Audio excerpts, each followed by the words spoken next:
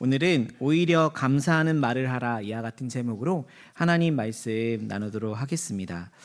이기주 작가가 쓴 말의 품격이라는 책이 있습니다. 아마 그 유명한 책이고 베스트셀러기도 해서 아마 읽어보신 분들이 많으실 것 같아요.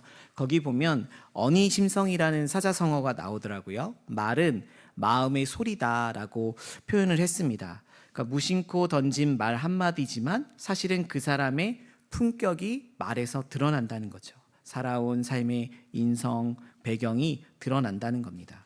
그런 것을 보면 이 작가는 말에도 색깔이 있어서 같은 단어라도 어떤 이는 듣는 이의 마음을 참 따뜻하게 하는데 같은 말을 해도 어떤 사람은 칼날처럼 상처를 준다는 거죠. 뭐 이런 거 아니겠어요? 휴가 잘 다녀왔습니까? 라고 말하는 분이 있고 어떤 분은 휴가 잘 다녀왔어? 이렇게 말하는 것이 다르다는 거죠. 아마 그런 것 같아요. 그래서 말이 입에서 나오지만 사실은 이 마음에서 흘러나온다라는 것을 작가가 강조하고 있습니다. 그래서 말은 그 사람의 품격이다라고 이야기를 하더라고요. 그것을 우리의 신앙에 정립해 본다면 우리 그리스도인들이 하는 말은 어떻게 보면 우리 영혼의 품격을 드러낸다라고 볼 수 있을 것 같습니다. 하나님을 믿는 우리들이 과연 우리의 언어 생활이 하나님 보시기에 어떻게 지금 여러분들은 하시고 있다고 생각하십니까? 만약 10점 만점을 준다면 몇 점을 부여하시겠습니까? 오늘 우리가 읽은 이 본문은 바울이 감옥에서 예배소 교회에 쓴 편지인데요. 예배소는 당시 로마 제국에서도 굉장히 큰 대도시 중에 하나였고 항구 도시였습니다. 무역과 관광으로 사람들이 끊임없이 오가는 도시였습니다. 그 중심에는 또 아르테미스 신전이 있었고요. 또 이 신전의 중심에 인간의 욕망이 또 종교의식 속에도 담겨져 있어서 타락한 성적인 행위도 벌어지곤 했다고 합니다. 화려하고 활력이 넘치는 도시였지만 그 화려함 뒤에는 도덕적 기준이 무너진 사회 분위기가 있었던 거죠. 풍요를 찾아서 그곳에 온 사람들, 여행객들, 무역객들, 장사객들이 모여서 향락과 쾌락에 대한 유혹을 표출하는 도시이기도 했던 것입니다. 그래서 이러한 도시의 분위기는요, 이 사람들의 언어에도 스며든 거예요. 그래서 농담을 해도 저속하고 음란한 표현이 많지 않을까 유추를 합니다.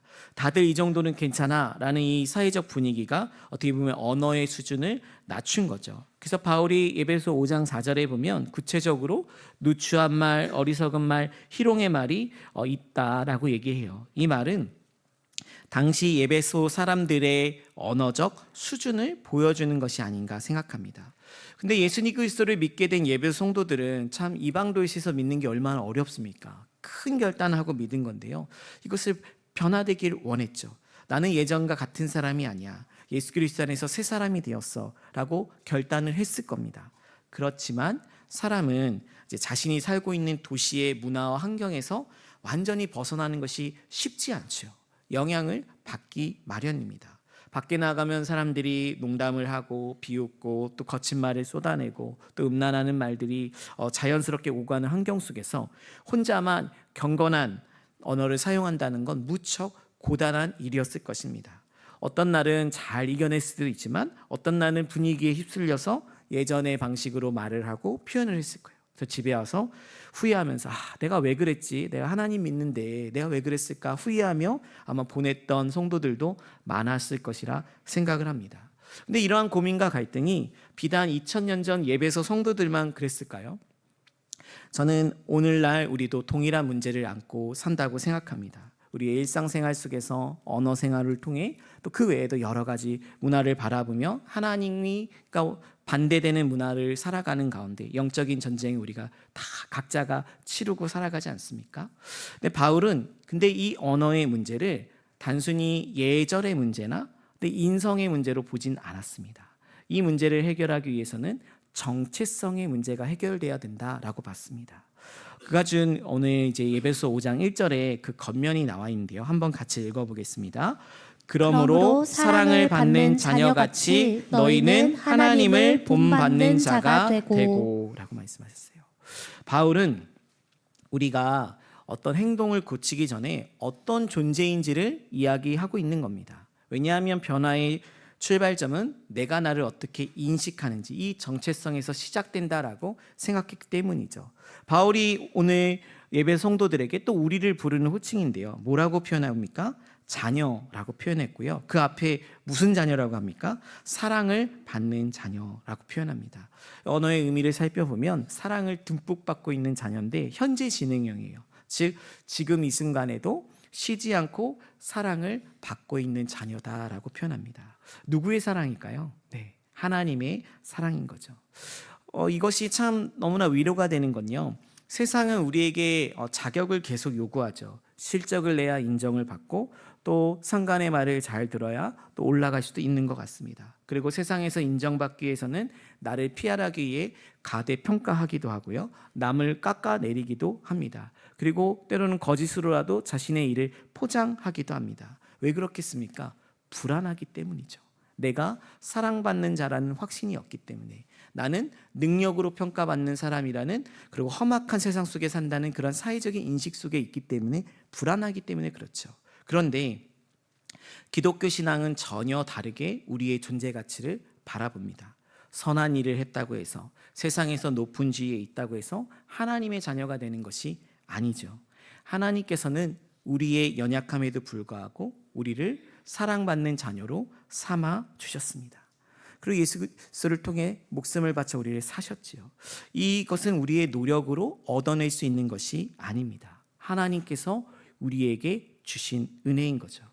그렇다면 이 사랑받는 자녀, 어떻게 우리가 확신할 수 있을까요? 우리가 감정으로, 상황으로 보면 어떤 분들은 그럴 거예요. 내가 하나님의 사랑을 받는다고 성경은 얘기하는데 난 잘 모르겠다. 그런 감동도, 그런 감격도, 또 내 상황도 별로 그렇지 않은 것 같다라는 생각이 드신 분도 있을 겁니다. 그렇다면 우리가 하나님께 사랑을 받는다는 거 어떻게 증명이 될 수 있을까요? 바울은 그것을 2절에서 제시합니다. 우리 한번 같이 2절 말씀 읽어보겠습니다. 그리스도께서 너희를 사랑하신 것 같이 너희도 사랑 가운데서 행하라. 그는 우리를 위하여 자신을 버리사 향기로운 제물과 희생 제물로 하나님께 드리셨느니라. 아멘. 바울은 우리가 사랑받는 존재라는 증거, 그 흔들리지 않는 증거를 십자가의 사랑을 이야기하고 있습니다. 특별히 여기 5장 2절 후반절에 보면 자신을 버리사라고 얘기하고 있습니다. 여기서 버리다는 것은 예수님이 가진 모든 권리와 생명을 우리를 위해 완전히 내어주셨다라는 것입니다. 의인을 위해서, 선한 사람을 위해서 내어준 것입니까? 아닙니다. 때로는 입만 열면 불평하고 남을 미워하기도 쉽고 나의 기준으로 다른 사람을 판단하는 그러한 죄인인 우리들을 위해서 하나님께서는 자신의 독생자인 예수 그리스도를 십자가의 고통 속에 내모셨던 것입니다. 그리고 그분은 우리를 위해서 죽으셨죠. 근데 이 죽음을 성경은 뭐라고 표현하고 있습니까? 향기로운 제물과 희생 제물로 하나님께 드려졌다라고 표현하고 있습니다. 왜 이렇게 표현할까요? 여러분, 하나님은 참 자비로우신 분이죠. 우리를 정말 사랑하십니다. 우리의 허물과 연약함에도 불구하고 우리가 매주 교회에 와서 예배를 드릴 수 있는 것은 하나님의 자비하심 때문이죠. 근데 한편 하나님은 공의로우십니다. 정의로우십니다. 선하십니다. 그렇지 않으면 우리가 이 사회가 유지가 될 수 없죠. 근데 우리는 죄인이라 이 하나님의 공의를 온전하게 충족시킬 수 없습니다. 그 기준을 완벽하게 만족시킬 수 없습니다. 그래서 어떻게 하신 겁니까? 하나님께서는 하나님의 기준에 죄가 없으신 예수님께서 희생제물로 우리의 죄를 위해 대신 그 죄값을 치르신 것입니다. 그리고 사랑이 많으신 그 주님은 예수님이 치르신 죄값을 통해 믿음을 가진 자에게 구원의 은혜를 허락해 주신 거죠. 그래서 십자가는 하나님이 우리를 얼마나 사랑하시는지 보여주는 가장 확실한 증거이자 역사적 사실인 것입니다. 사랑하는 성도 여러분, 이 십자가의 사랑이 우리 성도님들 한 사람 한 사람에게 흘러가고 있다는 것을 믿으십니까? 나의 부족한 모습, 때로는 탐욕스러운 모습 속에서도 주님께서는 그 모습을 보지 아니하시고 우리를 위해서 십자가에서 자신을 희생하셨다는 것, 그 믿음을 정말 가지고 계십니까? 그렇다면 예수님을 인해 우리가 정말 다시 살아났다면, 예수 그리스도로 말미암아 정말 십자가의 사랑이 우리의 영혼을 가득 채우고 있다면 우리의 입술의 언어는 누구를 닮아야 될까요? 우리가 감사의 말을 할 수 있는 이유는 단순히 예의 바른 사람이 되기 위해 사는 것이 아닙니다. 나에게 전부를 주신 그 예수님의 십자가 사랑에 대한 자연스러운 반응으로 감사의 말을 하는 것입니다. 그래서 기독교인의 감사는 상황이 좋아서만 하는 것은 아닙니다. 나 같은 죄인이 하나님의 자녀가 되었다는 그 전제 속에서 날마다 은혜의 고백을 드리는 거죠. 그래서 우리의 감사의 시작점은 믿지 않은 사람들과 출발점이 다른 것입니다. 그래서 십자가의 은혜가 분명해지면 감사는 자연스럽게 흘러나오고요. 안타깝게도 이 십자가의 은혜가 내 안에 흐려지면 감사도 금세 사라지게 되는 것입니다. 그래서 바울은 이 감사를 흘러가지 못하도록, 감사의 말을 못하게 하는 그 장애물로 세 가지의 죄를 지목하고 있습니다. 에베소 5장 3절 말씀인데요, 같이 한번 읽어볼까요? 음행과 온갖 더러운 것과 탐욕은 너희 중에서 그 이름조차도 부르지 말라. 이는 성도에게 마땅한 바니라. 아멘. 오늘 세 가지의 큰 죄를 얘기했습니다. 음행, 성적인 타락을 의미할 수도 있지만 사실은 사랑을 욕망으로 바꾸는 마음을 뜻합니다. 십자가의 사랑은 자신의 희생에 남을 살리는 사랑이었다면, 이 음행은 타인을 내 만족의 도구로 삼고 취하는 마음이죠. 그래서 이 욕망이 커질수록 타인을 향한 존중과 하나님을 향한 감사는 작아질 수밖에 없는 것입니다. 이 더러움은 온갖 더러움이라고 했습니다. 어떻게 보면 우리의 욕심과 죄로 탁해진 마음을 말하는데요, 유리창이 더러워지면 바깥 풍경이 제대로 보이지 않는 것처럼 우리가 하나님이 죄 가운데 있으면 하나님이 잘 보이지 않습니다. 당연히 하나님과의 관계가 멀어지면 내 삶에 채워진 은혜도 보이지 않기 때문에 감사는 사라져 가는 것이죠. 마지막으로는 탐욕을 이야기했습니다. 탐욕은 과도하게 갖고 싶은 마음이죠. 그런데 소유욕과는 다릅니다. 기독교는 무소유를 주장하진 않습니다. 하나님께서 우리에게 필요한 것들을 소유하게 하셨고 누리게 하셨습니다. 그럼 어떤 기준으로 소유와 탐욕을 구분해야 될까요? 이 복잡한 것을 제가 짧은 시간에 설명해 줄 수는 없지만, 오늘 본문 속에서 말씀하고 있는 것은 골로새 3장 5절은 탐심은 우상숭배라고 했습니다. 즉 탐욕은 조용히 내 속에 있는 하나님을 밀어내고 더 많이 가져야 된다는, 그래야 행복하다는 우상을 딱 세웁니다. 이 우상이 서 있는 한 우리는 하나님 한 분만으로 만족할 수가 없는 거죠. 하나님이 주신 지금 것에 감사할 수가 없습니다.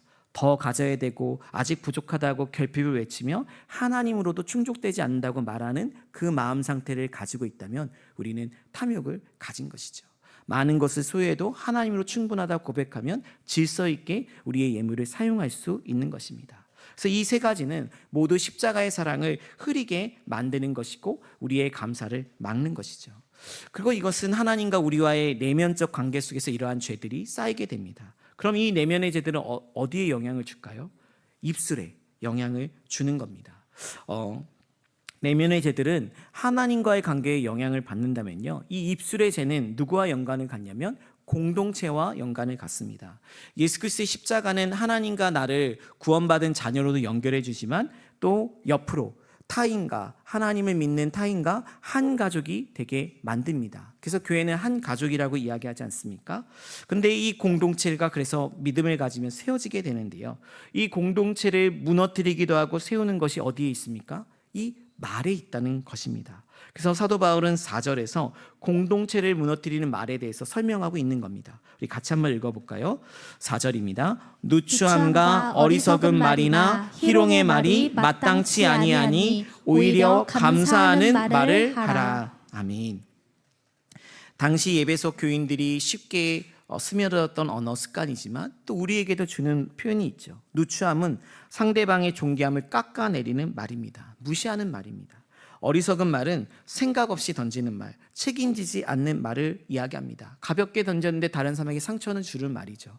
가끔 성도님들과 대화해 보면 그런 이야기를 해요. 부모님께서 물론 자녀를 너무 사랑하시지만 인생이 힘겨워서 그런지 어렸을 때 가끔 이런 얘기를 했다는 거죠. 아, 너를 안 낳았어야 되는데 괜히 낳았다. 뭐 이런 말 들으면 평생 지워지지가 않으시더라고요.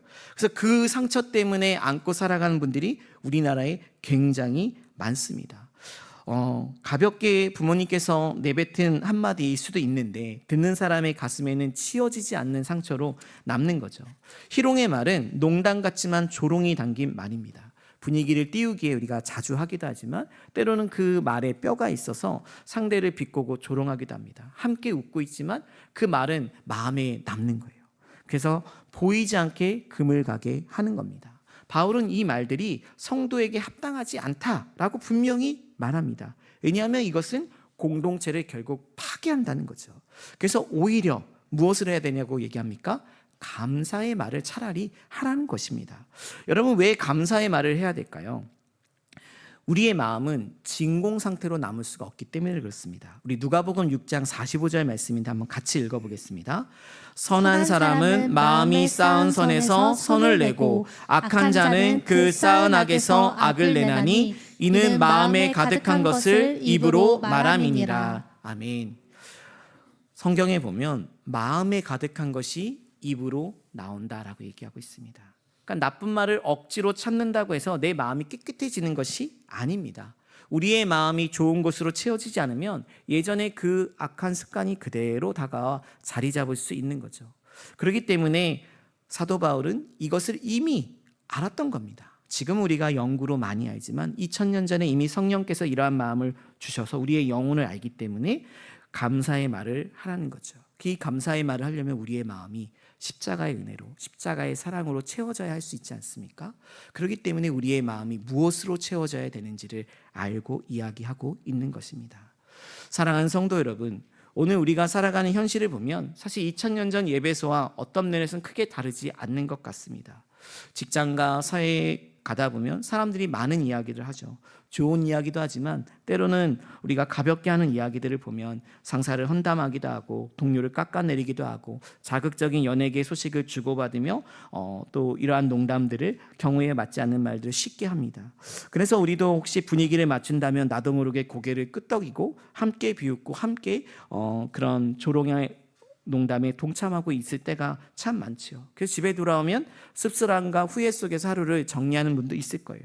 가정도 그렇죠. 우리가 가장 사랑하는 가족들에게 때로는 참 사랑하는 마음을 평상시 그리고 늘 갖고 있지만 어떨 때는 자녀에게 멍을 남기는 어리석은 말을 뱉기도 합니다. 또 밖에서 받은 스트레스가 과도하다는 핑계로 자녀들에게 또 가족들에게 짜증 섞인 말로 상처를 주기도 합니다. 후회하지만 이미 관계가 서운해지게 되는 것이죠. 그래서 사도 바울은 우리의 마음이 무엇으로 채워져야 되는지를 이야기하고 있는 겁니다. 우리의 정체성이 무엇이냐? 우리가 하나님께 사랑받는 자녀다. 십자가의 사랑은 우리의 존재 가치를 날마다 새롭게 한다. 이것을 인식하며 이것을 훈련하라라는 것입니다. 예배소 성도들은 타락한 도시 속에서 믿음을 지키기 위해 이 노력으로 언어를 바꿔갔던 것입니다. 우리도 의지적으로 감사의 말을 선택하기 위해서는 십자가를 묵상하는, 십자가의 사랑을 우리 안에 채우는 훈련을 해야 되는 것이죠. 십자가를 깊이 바라볼 때 감사가 흘러나올 수밖에 없고 십자가 아래서 내 존재의 가치가 온전하게 매겨지는 것입니다. 그 사랑이 우리가 교회 안에서 십자가의 사랑을 받은 사람들의 손길로 또 가정 안에서 그 주님의 사랑을 닮아가며 서로가 신뢰하고 사랑을 할 때 우리 안에 사랑이 채워지게 되는 것입니다. 하나님과의 나와의 관계 속에서 채워지지만 이웃과 공동체의 관계 속에서도 이 사랑이 채워질 때 우리는 감사가 흘러 넘칠 수밖에 없는 거죠. 이기주 작가는 말에는 온도가 있다고 했습니다. 따뜻한 말은 얼어붙은 마음을 녹이고요. 차가운 말은 따뜻한 관계도 순식간에 얼게 만든다고 했습니다. 저런 말은 온도를 갖고 있다는 건데요. 오늘 사도 바울은 우리가 이 차갑고 때로는 냉랭한 이 세상 한복판에 살아갈 때 우리를 깨웁니다. 십자가의 사랑으로 날마다 따뜻함을 공급받는 하나님의 자녀들입니다. 그 사랑을 가지고 감사의 말을 하십시오. 바라기는 이 사도 바울의 외침이 우리 안에 우리의 외침과 동일하기를 소망합니다. 예수 그리스도의 십자가의 사랑이 십자가의 사랑에 대한 자연스러운 반응으로 감사의 말을 선택하는 우리 사랑하는 우리 저와 우리 해군중앙교회 모든 성도인들 되시기를 간절히 축원합니다.